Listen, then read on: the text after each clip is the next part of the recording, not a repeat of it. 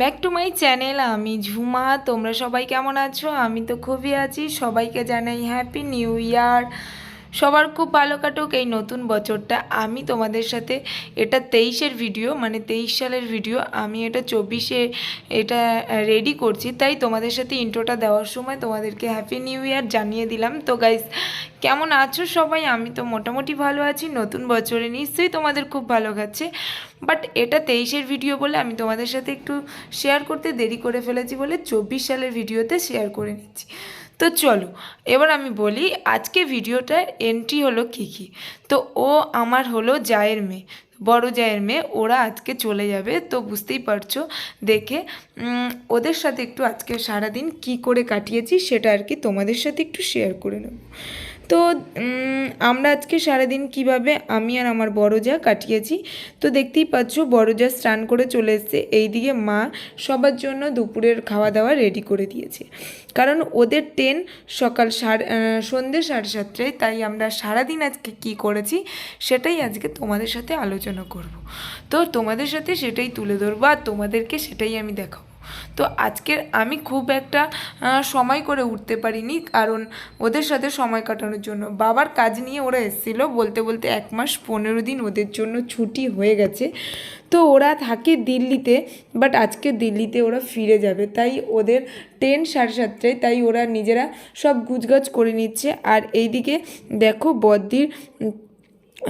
বদ্দির বাবা এসেছে, মানে দিদিরা আজকে চলে যাবে বলে, তাই বদ্দির বাবা দেখা করতে চলে এসছে। তো উনিও দুপুরের খাওয়া দাওয়ায় নিমন্ত্রণ আছে।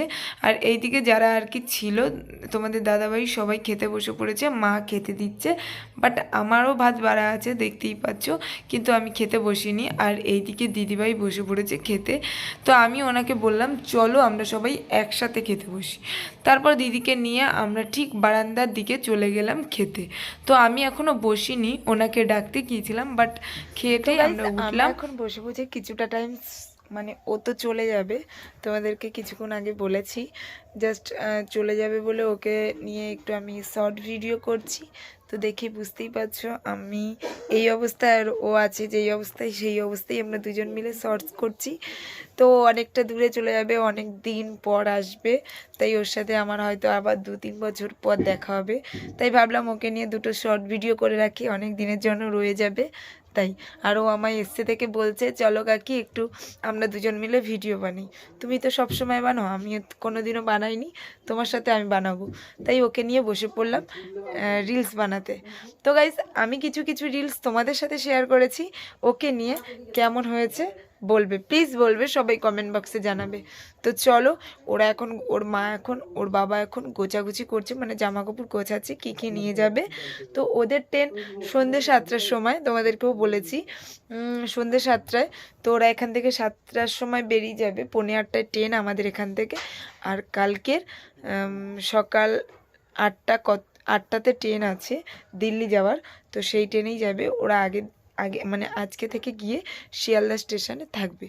তো এই অবধি তোমাদের সাথে শেয়ার করলাম যতটুকু পেরেছি।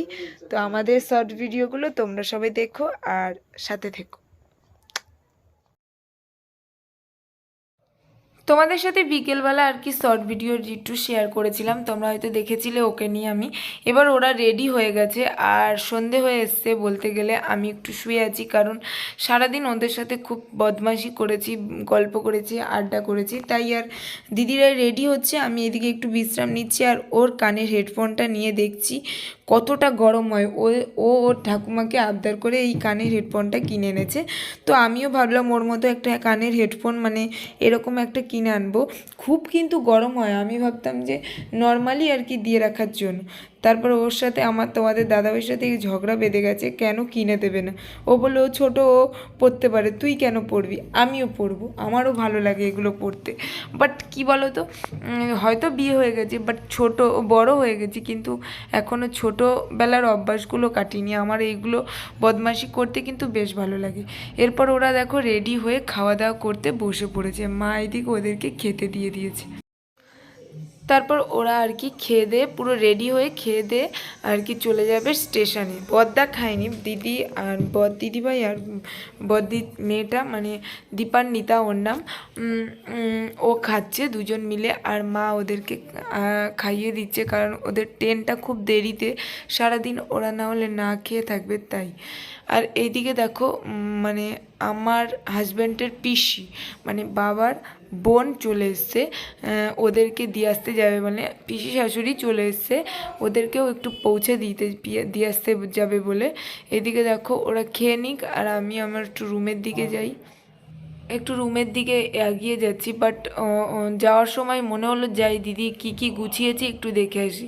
তো ওদের দেখে আমার মাথায় হাত, ওদের লাগেজটা দেখো কত, ওর ভিতর অনেক জামা কাপড়, প্রায় ওরা কিন্তু ওখানে বেশি জামা কাপড় রেখে চলে এসছে, বেশি জামা কাপড় এখানে কটা দরকার বলে সেইগুলো আর কি নিয়ে নিয়েছে। প্রায় 2-3টে লাগেজ হয়েছে ওদের, বেশি হয়নি।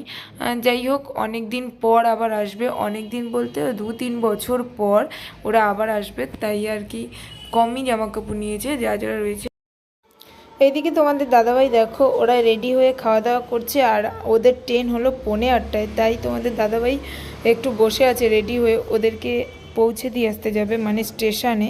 আর আমাকে অনেকক্ষণ ধরে বলছে যে তুমি একটু রেডি হয়ে নাও, ওদের সাথে যাবে খানে। আমি বলি আমার যেতে ভালো লাগছে না। আর এদিকে কি বলবো, অনেকক্ষণ ধরে রাগ হয়ে বসে আছে, আর আমার গা কতটা গরম আমি দেখছিলাম, কারণ আমার শরীরটাও ভালো লাগছিল না। আমি বলছিলাম যে তুমি যাও আমি যাব না। আর এই দিকেও চিন্তা করছি একা একা ঘরে আমি কি করে থাকবো, মা মাসি সবাই তো চলে যাবে, বাট আমি একা একা কি করে যাব। তাই তোমাদের দাদাভাই আমাকেও একা রেখে যাবে না এত বড় ঘরে, কারণ কিছুদিন আগে বাবা মারা গেছে, মানে বুঝতেই পারছো একটু আমাদের মধ্যে ভয় ভয় থেকে গেছে। আর এইদিকে আমার পিসির আমার ছোটো পিসির মেয়ে আর জামাই এসেছিলো, বাট আমরা এই মুহূর্তে খুব একটা আদর যত্ন করতে পারিনি, কেন কারণ এই সময় আমরা বেরোবো তাই।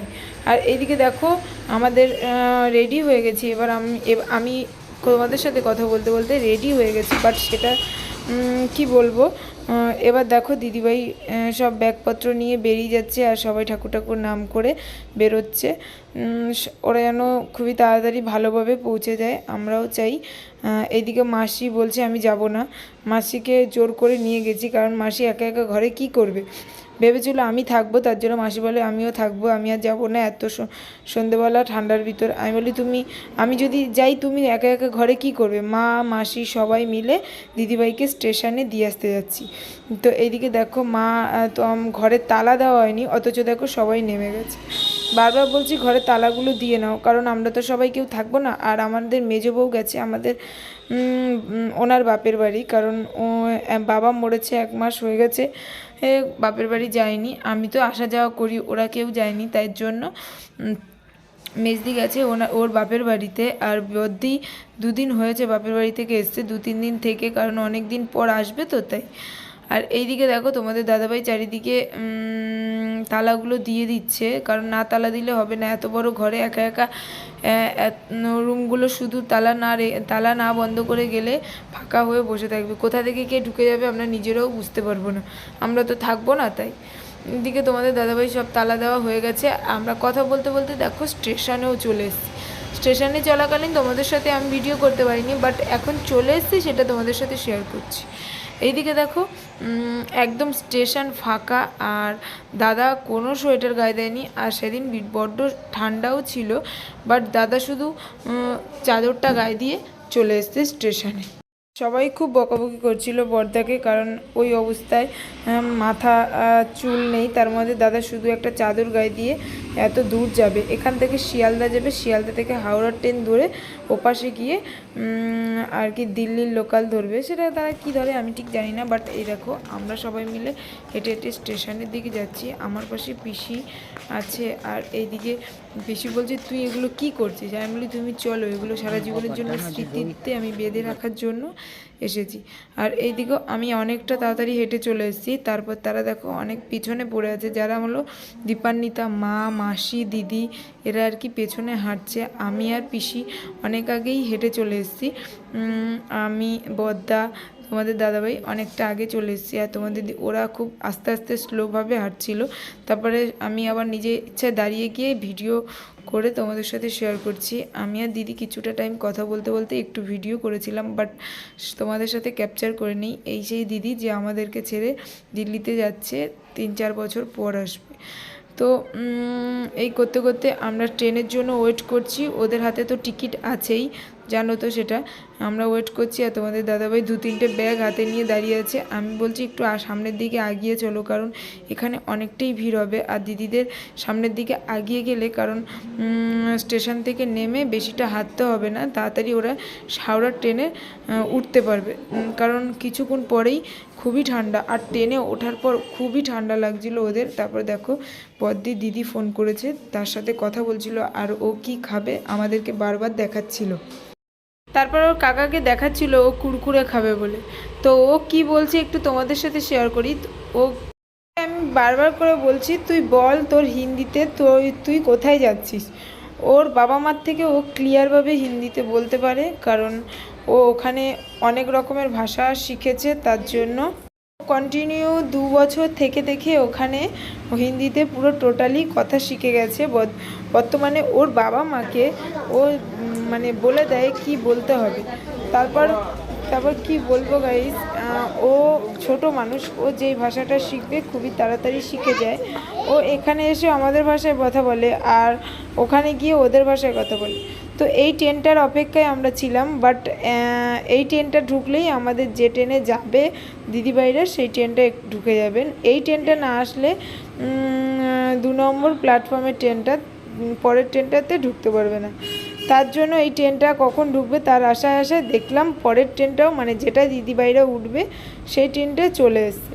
তো গাইস এতদিন তো সবাই একসাথেই ছিলাম, এবার দিদিভাই অনেক দিন পর আসবে। বুঝতেই পারছো খুব কান্নাকাটি সবাই শুরু করে দিয়েছে। মা কান্নাকাটি করছে, খুব বোঝাচ্ছে মাকে আবার আসবো, তুমি সাবধানে থেকো। মার মনটা একদম পুরো ভেঙে গেছে। সবাই একসাথে ছিলাম, বাট একজন আলাদা হয়ে যাচ্ছে, মানে বুঝতেই পারছো। আর অনেকটাই দূরে, চোখের বাইরে, যেখানে আর কি দেখা যাবে না, ফোনে জাস্ট কথা বলা যাবে। আর এখন তো ফোনের মধ্যে অনেক কিছুই ব্যবস্থা আছে, মানে বুঝতেই পারছো। তারপর তোমাদের দাদাভাই দেখো ওদের গাড়ির মধ্যে ওদের লাগেজগুলো তুলে দিচ্ছে, কারণ ট্রেনটা একটু পর ছেড়ে যাবে। ওদের ঠিক মতো জায়গায় বসিয়ে দিয়েছে, আর গাইস ট্রেনটাও ছেড়ে চলে গেছে। সবার বড্ড মন খারাপ। যাওয়ার সময় টাটা বাই বাই বলে আমাকে বলে গেছে কাকি ভালো থেকো, ও বারবার বলে গেছে, ওর দিদিভাইও বলে গেছে। আর এদিকে সবার খুব মন খারাপ, মায়ের তো পুরো চোখ থেকে জল বেয়ে বেয়ে পড়ছে। যাই হোক আবার কবে আসবে জানি না।